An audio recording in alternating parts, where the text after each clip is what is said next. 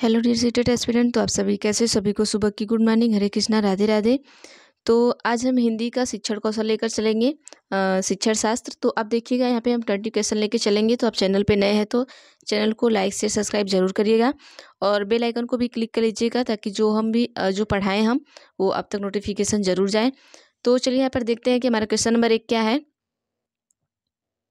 Question number 1 है कि भाषा का प्रमुख कौशल है। ऑप्शन ए है लिखना सुनना, बी है पढ़ना, सी है बोलना, डी है उपयुक्त सभी। तो यहाँ पे क्वेश्चन दिख गया है उपयुक्त सभी, तो हम यहाँ पे आंसर लगा लेते हैं। ऑप्शन नंबर डी बिल्कुल सही है। आइए नेक्स्ट क्वेश्चन देखते हैं।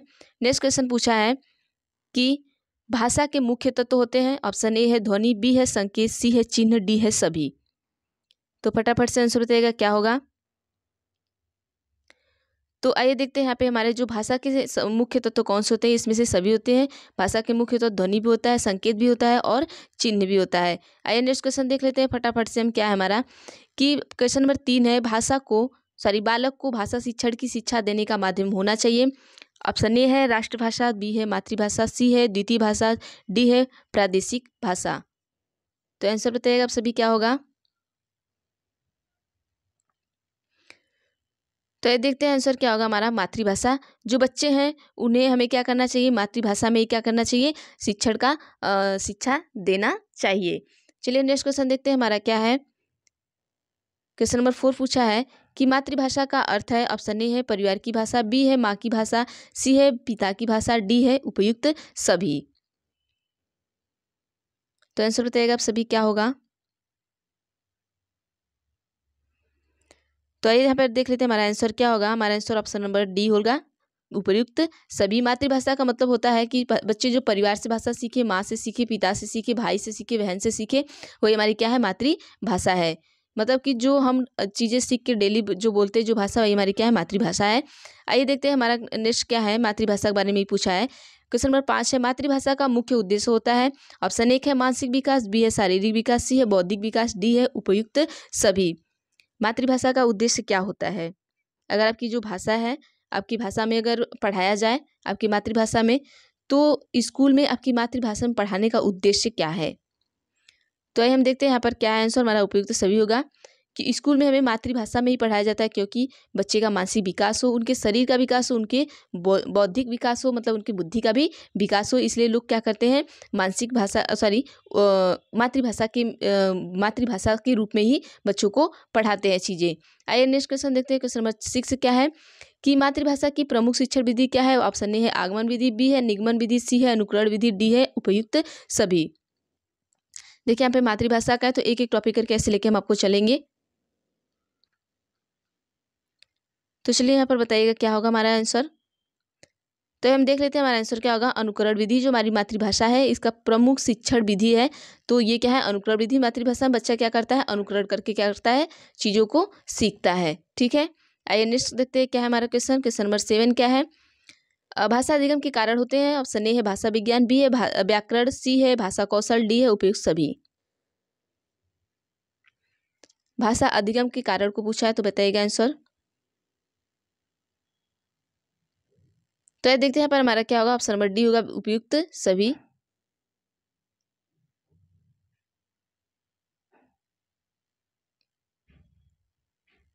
ऑप्शन नंबर डी बिल्कुल सही होगा। नेक्स्ट क्वेश्चन देखते हैं हमारा क्या है। क्वेश्चन नंबर 8 पूछा है कि शिक्षण अधिगम प्रबंध प्रत्यय के प्रवर्तक हैं। ऑप्शन ए है बी.एस. ब्लूम, बी है रॉबर्ट ग्लेसर, सी है बी.ओ. स्मिथ, डी है आई.के. डेविस। देखिए हम भाषा से स्टार्ट कर रहे हैं। यहाँ पे जो आपका शिक्षण है भाषा से स्टार्ट होता है, तो हम भाषा से लेकर पूरा जितना शिक्षण है वहाँ तक के क्वेश्चन टॉपिक वाइज कराएंगे। तो चलिए देखिएगा यहाँ पर ऑप्शन नंबर हमारा क्या सही है। ऑप्शन नंबर डी बिल्कुल सही है यहाँ पर कि आई.के. डेविस। चलिए नेक्स्ट क्वेश्चन देखते हैं। क्वेश्चन नंबर 9 क्या पूछा है कि शिक्षा के उद्देश्यों का वर्गीकरण किया है। ऑप्शन ए है रॉबर्ट मैगर, बी है रॉबर्ट मिलर, सी है बी.एस. ब्लूम, डी है बी.ओ. स्मिथ। शिक्षा के उद्देश्य का वर्गीकरण किया है। तो ये देख लेते हैं यहाँ पे हमारा ऑप्शन क्या होगा, बी.एस. ब्लूम होगा। ऑप्शन नंबर डी बिल्कुल सही होगा, सॉरी ऑप्शन नंबर सी बिल्कुल सही होगा, बी.एस. ब्लूम। नेक्स्ट क्वेश्चन देख लेते हैं। क्वेश्चन नंबर 10 क्या है कि शिक्षा के उद्देश्यों का वर्गीकरण है। ऑप्शन ए है ज्ञानात्मक, बी है भावात्मक, सी है क्रियात्मक, डी है सभी।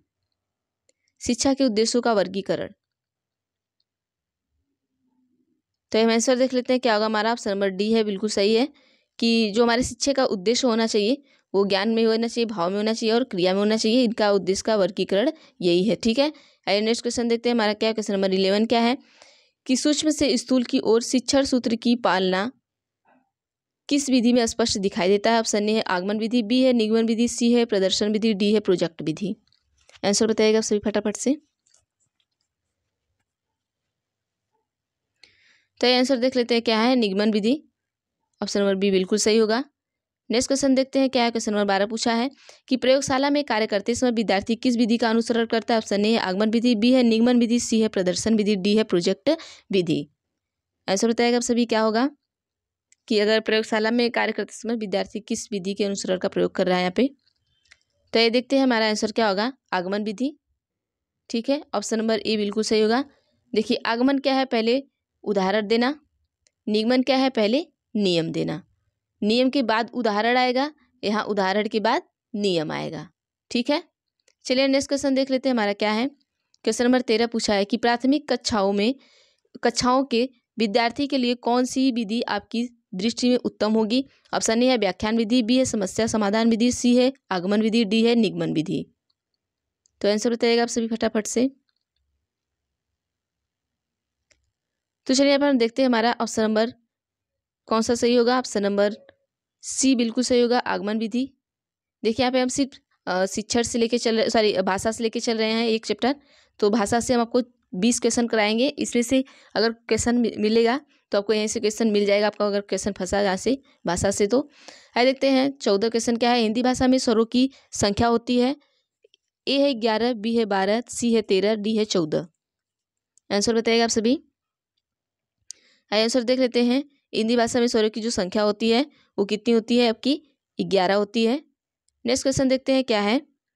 नेक्स्ट क्वेश्चन है कि हिंदी भाषा में मूल व्यंजनों की संख्या होती है।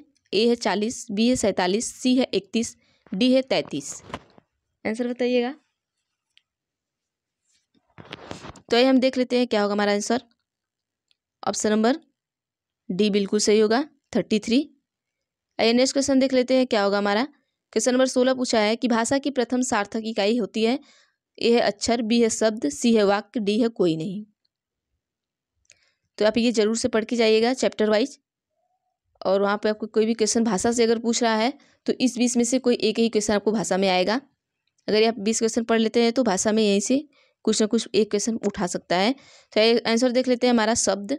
जो हमारा शब्द है भाषा की प्रथम सार्थक इकाई है। आइए नेक्स्ट क्वेश्चन देखते हैं। क्वेश्चन नंबर 17 कि गद्य साहित्य का मुख्य प्रकार या स्वरूप है। ऑप्शन ए है सृजनात्मक गद्य, बी है वर्णनात्मक गद्य, सी है भावनात्मक गद्य, डी है उपयुक्त सभी। आंसर बताएगा सभी। तो ये देख लेते हैं सृजनात्मक गद्य। ऑप्शन नंबर हमारा सृजनात्मक गद्य, ये हमारा ऑप्शन नंबर ए बिल्कुल सही होगा। चलिए नेक्स्ट क्वेश्चन देखते हैं हमारा। क्वेश्चन नंबर 18 क्या है। क्वेश्चन नंबर 18 पूछा कि गद्य शिक्षण की मुख्य विधि है। ऑप्शन ए है उद्बोधन विधि, उपधोधन विधि, बी है प्रवचन विधि, सी है स्पष्टीकरण विधि, डी है उपयुक्त सभी।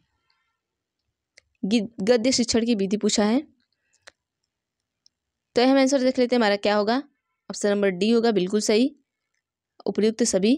मतलब जो गद्य शिक्षण की मुख्य विधियां हैं ये तीनों विधियां गद्य शिक्षण की विधि हैं। आइए नेक्स्ट क्वेश्चन देख लेते हैं हमारा। क्वेश्चन नंबर 19 क्या है कि माध्यमिक स्तर पर शिक्षण की विधि प्रयोग में लाई जाती है। ऑप्शन ए है अर्थबोध विधि, बी है प्रवचन विधि, सी है स्पष्टीकरण विधि, डी है उपयुक्त सभी। प्रश्न 19। आइए देख लेते हैं इसका हमारा आंसर क्या होगा।